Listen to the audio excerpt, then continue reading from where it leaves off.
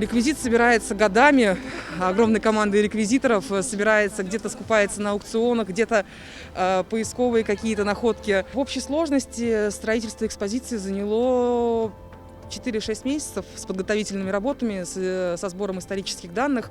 Само строительство непосредственно декорации происходило в течение 3 месяцев.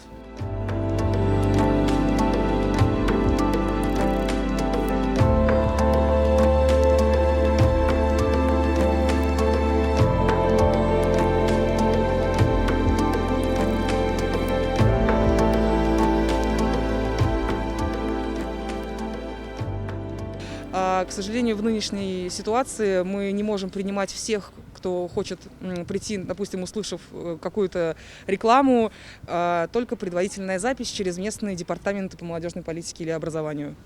Поезд начал свое следование из Москвы, с Белорусского вокзала, далее он проследовал в Псков, из Пскова в Петербург, далее был Мурманск, Архангельск, Смоленск, Тула, Волгоград.